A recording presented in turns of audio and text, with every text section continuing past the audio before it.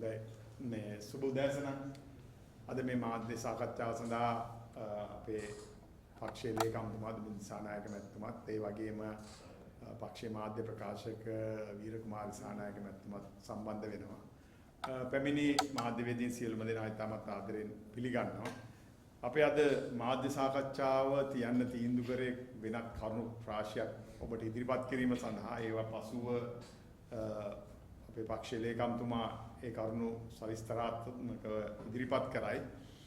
අද වෙනකොට ඇති වෙලා තිබෙන තත්ත්වය පිළිබඳව මම මුලින්ම කරුණු කීපයක් කියන්න කැමතියි. ප්‍රධාන දැන් මේ එනකොට අපිට දැනගන්න ලැබුණු තොරතුරු තමයි අද දවසේ බ්‍රේකින් නිවුස් එක නැත්තම් දවසේ වෙඩිල්ල තමයි වැලිගම ප්‍රාදේශ සභාවේ සභාපතිවරයා මහජන දිනයට සම්බන්ධ වෙමින් කාර්යාලයේ සිටින මොහොතේම නාඳුනතුවක් වරුවන් දෙදෙනෙක්ගේ ප්‍රහාරයට ලක් වෙලා මිය ගිහිල්ලා තියෙනවා. ඉතින් වැලිගම ප්‍රාදේශ සභාව කියන එක පිළිබඳව ඔබ අපි හැමෝම දන්නවා මේ ප්‍රාදේශ සභාවේ බලය සම්බන්ධව බොහෝ අර්බුද රාශියක් නිර්මාණය වෙමින් තිබුණා. ඒ අවස්ථාවේ පැහැර ගැනීම පිළිබඳව කතා වුණා. ඒ අවස්ථාවේ වෙඩි තැබීම පිළිබඳව කතා වුණා. ඒ වගේම මැති ඇමතිවරුන්ගේ සහභාගීත්වයෙන් ඇතිවෙච්ච විරෝධතා සම්බන්ධව කතා වුණා. ඒ වගේ ප්‍රජාතන්ත්‍ර විරෝධී ක්‍රියාවන් සම්බන්ධව ඒ වෙලාවේ කතා බහට ලක් වුණා. කෙසේ නමුත් අවසාන වශයෙන් දෙවනි වතාවේ තිබුණු ඡන්දය, කල් දාලා තිබුණු ඡන්දය නියම ප්‍රජාතන්ත්‍රවාදී විදියටම මේ ප්‍රාදේශ සභාවේ සභාපතිවරයා බවට ලසන්ත වික්‍රමසේකර මහතා පත් වුණා. ඒ සඳහා අපේ ශ්‍රී ලංකා නිදහස් පක්ෂය නියෝජනය කරන පොදුජන එක්සත් පෙරමුණේ മന്ത്രിවරුන්ගේ අපේ සහයෝගයත් ඔහු වෙත ලබා දෙන්න කටයුතු කරා. ඉතින් ඔහු මේ සභාපති ධූරයේ කටයුතු කරගෙන යන අවස්ථාවේ අද දිනය මහජන දිනය, ජනතාවට සේවය කරගන්න තියෙන දිනය, ජනතාවගේ ප්‍රශ්න වලට ඇහුම්කන් දෙන දිනේ අද ඇවිල්ලා නාදුන තුවක්කු කරුවන් දෙදෙනෙක් කාර්යාලයේ මහජන දිනයේ කටයුතු වල යෙදෙන අවස්ථාවේදීම වෙඩි තබලා පලා ගිහින් තියෙනවා. ඔහු ජීවිතක්ෂයට පත් වෙලා තියෙනවා. මේකේ බරපතල තත්ත්වය තමයි මේ වගේ කාර්යාල පරිශ්‍රයකට ඇවිල්ලා සිය ගණනක් ඉන්න තැන මරලා දාන්න තරම් වෙඩි තියන්න තරම් තත්ත්වයක් පත් වෙලා තියෙනවා නම් රටේ ආරක්ෂාව පිළිබඳව, ජාතික ආරක්ෂාව පිළිබඳව, මහජන ආරක්ෂාව පිළිබඳව ප්‍රශ්නය තවමත් තියෙන බව අපිට පිළිගන්න සිද්ධ වෙනවා හැමෝටම. මේක දවසින් දවස මේ තත්ත්වයේ තිබුණා පහුගිය කාලෙම දිනපතා වෙඩි තියෙන එක. ඒක ටිකක් නතර වෙලා තිබුණා. නතර වෙච්ච වෙලාවේ ගොඩක් අය උදම් මැනුවා. දැන් ඒක අවසానයි. දවසේ වෙඩිල්ල දැන් නතර වෙලා කියලා. නමුත් අපි දැක්කා පෙරේදා දවසෙත් හික්කඩුව ප්‍රදේශයේ ඒ වගේ වෙඩි තැබීමක් කරලා තියෙනවා. ඒ වගේම දැන් අද දවසේ වැලිගම මේ වෙඩි තැබීම සිදු වුණා. ඉතින් මේ වෙඩි තැබීම සාමාන්‍ය සිදුවීමකට එහා ගිය සිදුවීමක් බවට පත් වෙන්නේ එකක් මහජන නියෝජිතයෙක්, ඒ වගේම ඡන්දයෙන් බලයටපත් වෙච්ච කෙනෙක්, සභාපතිවරයෙක් වගේම කාර්යාලයේ රැඳී සිටින අවස්ථාවක සිය ගණනක් ඉදිරියේ මේ ඝාතනය සිදුවීම. දැන් මෙතනදී තව මහජනතාවත් එතනට සම්බන්ධ වෙලා තියෙනවා. සමහරලාට ඒ අයටත් මේ අවදානමට ලක් වෙන්නට ඉඩ තිබුණා. ඉතින් මෙතනින් පස්සේ අපිට අහන්න තියෙන්නේ, අපිට දැනගන්න අවශ්‍ය වෙන්නේ රජයට කොහොමද, රජයට පුළුවන්ද, පොලිසියට පුළුවන්ද මහජනයාට අවශ්‍ය ආරක්ෂාව සැලසලා දෙන්න.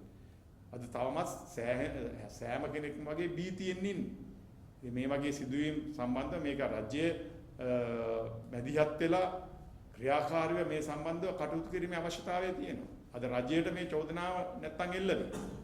මොකද රජය හැම වෙලාවෙම කිව්ව මහජන ආරක්ෂාව තියෙනවා, පොලිසිය වලට මම දැක්ක උපදෙස් ලබා දීලා තියෙනවා දේශපාලකයන්ට ආරක්ෂාව දෙන්න එපා කියලා. ඒ වගේ මේ ස්ථාන වලට ආරක්ෂාව දෙන්න එපා කියලා, ආගමික ස්ථාන වලට ආරක්ෂාව දෙන්න අවශ්‍ය නැහැ කියලා. ඒ වගේ නියෝග නිකුත් කරලා තියෙන අවස්ථාවක මේ වගේ මහජන නියෝජිතයෙකුට මේ සිදුවීම සිදු වුණා නම් සාමාන්‍ය පුරවැසියෙකුට තිබෙන ආරක්ෂාව පිළිබඳව ගැටලුවක් නිර්මාණය වෙලා තිබෙනවා. නිසා වහාම රජය මේ ජනතාවගේ ආරක්ෂාව තහවුරු කිරීම සඳහා වැඩපිළිවෙලක් සකස් කරනවා. අපි ශ්‍රී ලංකා නිදහස් පක්ෂයේ විදිහට අපි කිසිම අවස්ථාවක මේ කටයුතු වලට අපේ උදව් උපකාර ලැබෙන්නේ නැහැ. අපි රජය මේ කටයුතු නවත්තන්න නැත්නම් ජනතාවගේ ආරක්ෂාව වෙනුවෙන් ගන්න ක්‍රියාමාර්ගවලට අපේ කිසිම විරෝධයක්වත් නැහැ. ඒ වගේම මත්ද්‍රව්‍ය නතර කිරීම සඳහා රජය ක්‍රියාමාර්ග ගන්නව නම් දැඩිව ක්‍රියාමාර්ග ගන්නව නම් ඒකට අපේ සහයෝගය තියෙනවා. අපි කිසිසේත්ම මේ රජයේ වැඩ කඩාකප්පල් කරන්න නැත්නම් මේ මර්ධනය කරන ඒවා නැත්නම් මේ ක්‍රියාකාරකම් නවත්තන වෙඩි දියන ඒවා නවත්තන වැඩසටහන් මත්කුඩු නවත්තන වැඩසටහන් වලට අපි විරුද්ධත්වයක් දක්වන්නේ නැහැ. අපිටත් අවශ්‍යයි මේ රටේ සාමයෙන් ජීවත් වෙන්න මිනිස්සුන්ට තියෙන අයිතිවාසිකම ආරක්ෂා කරගන්න. ඒ වගේම මත්ද්‍රව්‍ය වලින් තොරව මේ භයානක මත්ද්‍රව්‍ය මේ රට තුල ක්‍රියාත්මක වෙනම නම් ඒව නතර කරගන්න කවුරු හෝ වැඩපිළිවෙලක් හදනවා නම් රාජ්‍යය හෝ පොලිසිය නැත්නම් ත්‍රිවිධ හමුදාව ඒ සඳහා මැදිහත් වෙලා කටයුතු කරනවා නම් ඒකට අපේ පූර්ණ සහයෝගය ලබා දෙන්න. මොකද මේ ආණ්ඩුව කියන්න වැඩක් නැහැ මේ විරුද්ධ පක්ෂයේ හැමෝම ඉඳගෙන ආණ්ඩුව ගෙනියන්න දෙන්නේ නැහැ ආණ්ඩුව කඩාකප්පල් කරනවා කියලා කීමේ තේරුමක් නැහැ. අපි මේ වෙනකන් ශ්‍රී ලංකා නිදහස් පක්ෂයේ විදිහට මේ ආණ්ඩුවේ වැඩ කටයුතු වලට කිසිදු බාධාවක් ඇති කරලා නැහැ. මොකද අපේ සමහර වෘත්තීය සමිති අපේ තියෙන වෘත්තීය සමිති තියෙන ඉතා ප්‍රබල වෘත්තීය සමිති. අපි ඒයට කිසිම වෙලාවක උපදෙසක් ලබා දීලා නැහැ වැඩ වර්ජන කරන්න. ආණ්ඩුවට විරුද්ධව කටයුතු කරන්න. රජයේ වැඩපිළිවෙළ වලට බාධා කරන්න අපි කටයුතු කළා නැහැ. අපේ තියෙන ගොවි සමිති තියෙනවා. අපේ තියෙන දීවර සමිති. අපි ඒවා පොළඹවල නැහැ මේ වැඩපිළිවෙළ කඩාකප්පල් කරන්න. මොකද අපිට අවශ්‍ය නැහැ. අපි දන්න මේ දැන් රජයේ බලයේ ඉන්න කට්ටිය විරුද්ධ පක්ෂ ඉන්න කාලේ අපිට ඒ කටයුතු කරගෙන යන්න ඉඩ දුන්නේ නැහැ. ගොඩාක් බාධා ඇති කරා. වැඩ වර්ජන කරා, පාරවල් වැහුවා, උද්ඝෝෂණ කරා, ගොවි පාට ගෙනාවා, ගොඩාක් දේවල් කරානේ. නමුත් අපි මේ දේ කරන්න යන්නේ නැහැ. මොකද අපිට ඕන නැහැ මේ රටේ මිනිස්සු තවත් දුක් විඳිනවා බලාගෙන ඉන්න අපිට උමනාවක් නැහැ. අපිට උමනාවක් නැහැ මිනිස්සුන්ට අපිට ඕන මිනිස්සු අදත් ඉන්නේ දුකෙන්. අපි දන්නවා මිනිස්සුගේ ජීවන වියදම වැඩි වෙලා තියෙනවා. ගොවියට අද බලාපොරොත්තු වුණු දේවල් ඉෂ්ට වෙන්නේ නැහැ. දීවරයාගේ බලාපොරොත්තු කඩ වෙලා තියෙනවා. මේ ප්‍රශ්න ගොඩක් තියෙනවා. අපිට ඕන අන්නේ ප්‍රශ්න වලට විසඳුම් ලබා දීම මිසක් ඒ ප්‍රශ්න මුල් කරගෙන මේ ආණ්ඩු පෙරලලා දාන ඒ වගේ වැඩසටහනක අවශ්‍යතාවයක් අපිට කිසිසේත්ම නැහැ. මේ ආණ්ඩුවට අවුරුදු 5කට බලය ලබා දීලා තියෙනවා. මේ ආණ්ඩුවට අවුරුදු 5කට රැවටිලා හරි බොරු අහලා හරි මොනවා හේතුවකින් නිසා හරි බලය දීලා තියෙන අවුරුදු 5කට.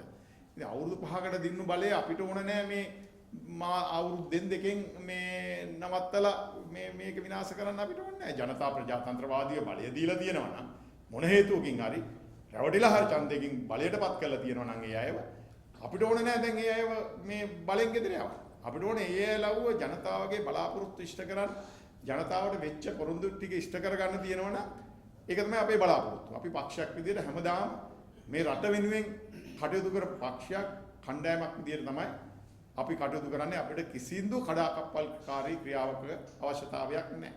දැන් මේ ආණ්ඩුවට වෙලා තියෙන්නේ තාම කියපු දේවල් කරන්න බැරි වෙන. දැන් කෘෂිකර්ම ශාස්ත්‍රය ගත්තොත් ලොකු කඩාවැටීමක් තියෙනවා. දැන් බීලුණු ගොවිය බලන්න බීලුණු ගොවියට අත් වෙලා තියෙන ඉරණම අපි බීලුණු ගොවියට පොරොන්දු වෙලා තිබුණා රුපියල් 190ක 95කවත් මිලක් ලබා දෙන්න ඕන කියන මතේ අපි තීන්දුව කළා එයාට වගා කරන්න කියලා.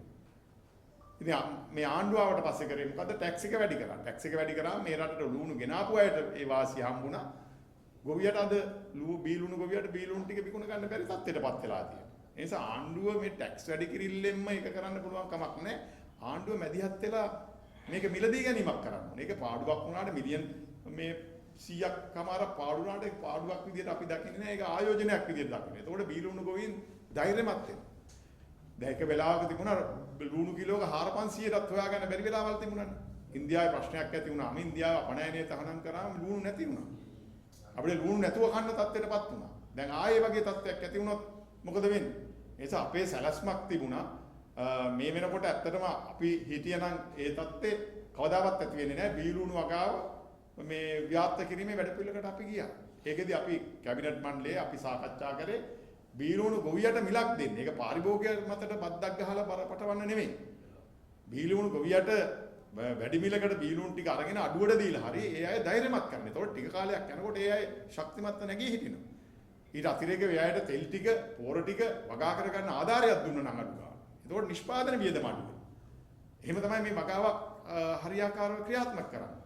අපි බඩිරුඟ වගා කරන්න ගිහිල්ලා ඔබ දන්නවා බඩිරුඟ අපි අක්කර 10 ගණනකට අපි දුන්නා ඒ සීසාන සල්ලි, බීජ ටික නොමිලේ, තෙල් පොර ටික ඔක්කොම දීලා අපි වගා කෙරුවා. ඉතින් ඒ අය වගා කරා. ඉතින් ඒක රජයට ඒක බරක් විදිහට අපි දකින්නේ නැහැ. ඒකෙන් අපි රටට ඩොලර් යන එක නතර වුණා. ලංකාවේ ඩොලර් ඉතුරු වෙලා ලංකාවේ ගොවියට ඒ සල්ලි ටික ගියේ. මේ දැන් ඩොලර් යන්නේ බීරුණු රටින් ගියේ. ලංකාවේ මේ ගොවි අතරට මේ සහන ටිකක් දීලා වගා කෙරෙව්වා නම් ඒක ලංකාව ඇතුලේ සල්ලි ටික වියදම් වෙන්නේ. ඒ නිසා හරි ක්‍රියාමාර්ගයකට යන්න ඕනේ. නැතුව නිකන් කතා කර කර හිටියට වැඩක් වෙන්නේ නැහැ. දැන් වනසත්ත්ව හානිය සම්බන්ධව අද වෙනකන් නැහැ කිසිම විසඳුමක්. බලන්න දැන් දවස ගානේ ඒ විනාශය වැඩි වෙමින් යනවා. මේක එනකොට මොකද්ද කරන්නේ? මොකක් හරි නාඩගමක් පටන් ගන්නවා. දැන් එක සැරයක් ගණන් හැදුවා. මොකද ගණන් කරන්න පටන් ගන්නවා. වඳුරු ගණන් කරා, රිලව් ගණන් කරා, ලේනු ගණන් කරා, ඔක්කොම ගණන් කරා. ගණන් විතරයි. දැන් එකෙන් කියනවා 150ක් ඒ කරපු සමීක්ෂණෙත් අසාර්ථකයි කියලා. ඒතකොට කෝටි ගාණක මුදලක් වියදම් වෙලා තියෙනවා. ගණන් හදලා කිව්වට ලක්ෂ 30 ගණන් 40 ගණන් කියලා ඒක නෙමෙයි ඇත්ත කතාව. රජයේ වාහන වෙනුවෙන් වියදම් කරා. රජයේ සම්පත්තිය වෙනුවෙන් බෑ වුණා. ඒ රාජ්‍ය සේවකයෝ වෙනුවෙන් ලොකු කාර්යභාරයක් කරා. නමුත් ප්‍රතිඵලය බිඳුවයි. උත්සාහය තිබුණා ප්‍රතිඵලය බිඳුවේ බවට පත් වුණා. එකකින් ගත්තු කිසිම ක්‍රියාමාර්ගයක් නැහැ. අපි වනසත්ත්ව හානිය පිළිබඳව කටයුතු කරන අපි හෙක්ටර් කොබ්බයක් අඩු ගොවි පරීක්ෂණ ආයතනයේ සම්පූර්ණ සමීක්ෂණයක් කරලා වාර්තාවක් හදලා ක්‍රියාත්මක කරන වැඩපිළිවෙලක් අපේ තිබුණා. ඒ වැඩපිළිවෙල පැත්තක තියලා ආයේ මේක පටන් ගත්තා. ඒ පටන් ගන්න මේ ප්‍රතිඵලය තමයි තාමත් මේ ප්‍රශ්නේ උග්‍ර වීමක් නිසා කිසිම සහනයක් ලැබුණේ නැහැ. ගොවියාගේ පැත්තෙන් බැලුවොත් ඒ වගේම මේ වනසතුන්ගෙන් හානි වෙන පුද්ගලයන්ගෙන් දිහා බැලුවොත් එයාගෙන් අහලා බැලුවත් එයාට සිදුණු හානියේ කිසිම අඩුවීමක් නෙවෙයි වැඩිවීමක් විතරයි. ඉතින් මේ වගේ දේවල් කරන්නේ නැතුව හරි විදියට ගොවියා ගැන බලලා, හරි විදියට දීවරයා ගැන බලලා, හරි විදියට අහිංසක මිනිස්සයා ගැන බලලා කටයුතු කිරීම තමයි වැදගත්. රටින් ගෙනල්ලා කන්න දෙන එක නෙමෙයි වැඩේ. අපි වවලා අපේ රටේ මිනිස්සුන්ට කන්න දෙන සංස්කෘතියක් අපි ඇති කරන්න. නැතුව මේ ඉන්දියාවට හරි බංග්ලාදේශයට හරි වියට්නාමයට හරි තවත් චීනයට හරි තවත් රටකට ඉන්න ගොවීන් ශක්තිමත් කරන එක නෙවෙයි අපේ ගොවියන් ශක්තිමත් කරන වැඩ පිළිවෙල තමයි රජයේ විදියට ක්‍රියාත්මක කරන්නේ. ඊළඟට